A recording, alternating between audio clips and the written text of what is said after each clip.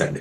ఇందులో మనం చూడాల్సిన అంశం ఏంటంటే, నిన్నటి వరకు భారతదేశం వాళ్ళ టెర్రర్ టార్గెట్స్ అన్నవి ప్రధానంగా పెట్టుకుంది. ఎందుకంటే మొదటి నుంచి ప్రధానమంత్రి గారు పహల్గావ్‌లో ఈ విధమైన దుశ్చర్య చేసిన టెర్రరిస్ట్‌ను, వాళ్ళ సపోర్ట్ బేస్‌ని, ఆ తర్వాత ఈ కుట్రలో భాగస్వాములను మేము భూభాగంలో ఎక్కడున్నా కూడా వాళ్ళను వదలము అని చెప్పారు. అందుకనే భారతదేశం ఇన్ని రోజుల తర్వాత స్పెసిఫిక్ టెర్రర్ టార్గెట్స్‌ని అటాక్ చేశారు మేము. కానీ పాకిస్తాన్ ఏ విధంగా దానికి రిప్లై ఇచ్చింది? మన బార్డర్‌లో ఆర్టిలరీ షెల్లింగ్ అన్నది చేసి సుమారుగా 15 మందిని వారు పొట్టన పెట్టుకున్నారు. ఆ తర్వాత సుమారుగా ఒక 45 మంది గాయపడ్డారన్నది ఇన్ఫర్మేషన్. అందువల్ల ఇప్పుడు దానికి సరియైన జవాబు ఇవ్వడం భారతదేశం యొక్క కర్తవ్యం. ఎందుకంటే ముందు దాడుల్లో భారతదేశం స్పెసిఫిక్ గా చెప్పింది, మేము ఎక్కడా కూడా ప్రజలను గాని మిలిటరీ ఎస్టాబ్లిష్మెంట్ గాని మేము స్ట్రైక్ చేయలేదు. ఎందుకంటే మా యుద్ధం ఉగ్రవాదంతో, మా యుద్ధం అన్నది ఉగ్రవాదంతో, కాబట్టి మేము ఆ టార్గెట్స్ తెలుసుకున్నాం. కానీ పాకిస్తాన్ ఇచ్చిన రిప్లైని బట్టి మళ్ళా భారతదేశం తన సెకండ్ స్ట్రైక్ అన్నది చేసింది.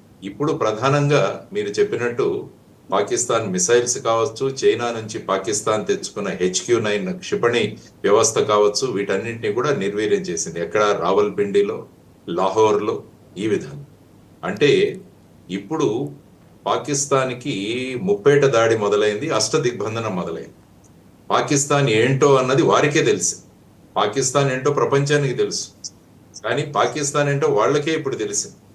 అంటే మీరు అన్నట్టు వాళ్ళ డిఫెన్స్ మినిస్టరు ప్రధానమంత్రికి ఫైనల్ గా వాళ్ళ దగ్గర నుంచి ఏదైనా ఇన్ఫర్మేషన్ కానీ ఇంటెలిజెన్స్ కూడా లేదు. వాళ్ళు కూడా సోషల్ మీడియా మీదే డిపెండ్ అవుతున్నారని మీరు అన్నారు. అది వాళ్ళు మాట్లాడిన నేను ఇంటర్వ్యూస్ కూడా చూశాను. వాళ్ళు అంటే ఇంత దారుణమైన స్థితిలో పాకిస్తాన్ ఉంది. దీనికి తోడుగా బలూచ్ లిబరేషన్ ఆర్మీ ఏదైతే ఉందో వాళ్ళు పాకిస్తాన్ సైన్యం మీద దాడి చేసి సుమారుగా ఐ థింక్ 12 మంది పాకిస్తాన్ సైనికులు ఎవరైతే రేంజర్స్ ఎవరున్నారో వారిని అండ్ బలూచిస్తాన్ లిబరేషన్ ఆర్మీ వాళ్ళు దానికి సంబంధించిన వీడియో వాళ్ళే రిలీజ్ చేశారు సార్. వాళ్ళే రిలీజ్ చేశారు. చూసుకుంటే బలూచిస్తాన్ లిబరేషన్ ఆర్మీ కొన్ని రోజుల క్రితం ఒక ట్రైన్ నే మొత్తాన్ని వాళ్ళు హైజాక్ చేసి అందులోంచి ఒక 10 మందిని వాళ్ళు తప్పించారు. ఆ టైంలో కూడా మీరు చూస్తే పాకిస్తాన్ సైనికులు మరణించారు. అంటే పాకిస్తాన్ లో ఏమైపోయిందంటే ఈ విధంగా అంతర్గత యుద్ధం, ఆ తర్వాత భారతదేశం ఉగ్రవాదంతో చేస్తున్న దాడిని వాళ్లే ఎస్కలేట్ చేసుకుంటారు.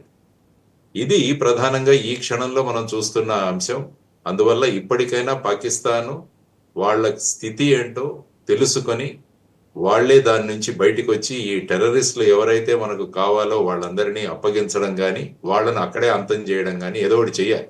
లేకుంటే ఏమవుతుందంటే పాకిస్తాన్ అన్నది ఇక భవిష్యత్తులో ఏముంటుంది? ఎందుకంటే అక్కడ పెట్టుబడులు లేవు, అక్కడ నుంచి పెట్టుబడిదారులు వెళ్ళిపోతున్నారు బయటికి. ఇక పాకిస్తాన్ అన్నది ఏదైతే ఒక డిసింటిగ్రేషన్ స్థాయిలో అది ముందుకు వెళుతుంది. ఎందుకంటే మీకు ఒక్కసారి ఒక్కటి విషయం చెప్పి మళ్ళా జీవీఎల్ గారితో మాట్లాడదామని. అందులో ఏంటంటే 1971లో మీరు చూస్తే మదర్ అని ఆవిడ ఉన్నారు. ఆవిడ అసలు పేరు మిర్రా అల్ఫుసా. అంటే అరబిందో ఆశ్రమంలో స్థాపకురాలు. ఈవిడ ఏమన్నారంటే 1971లో పాకిస్తాన్ 5 ముక్కలు అవుతుంది, దానికోసం యుద్ధం చేయాల్సిన అవసరం లేదు. లాహోర్ అని, పంజాబ్ అని, సింధ్ అని, తర్వాత బలూచిస్తాను, తర్వాత ఖైబర్ పఖ్తూనిస్తాను, తర్వాత గిల్గిట్ బల్టిస్తాన్, ఈ విధంగా 5 భాగాలుగా ప్రతి భాగం కూడా భారతదేశ శరణకు వచ్చి మమ్మల్ని మీలో కలుపుకోండి అన్న ఒక నివేదికతో వాళ్ళు వస్తారు, వాళ్ళు వేడుకుంటారు భారతదేశాన్ని. అప్పుడు అఖండ భారత్ ఏదైతే అనుకుంటున్నాం మనం, అది భారతదేశం అవుతుంది. దాని గురించి భారతదేశం యుద్ధం కూడా చేయాల్సిన అవసరం లేదని అప్పుడే ఆవిడ 1971లో చెప్పారు. ఈ పాటికి ఆ ప్రాసెస్ మొదలైంది, మన నేకెడ్ ఐస్‌కి అది కనిపించదని కూడా అన్నారు ఆవిడ.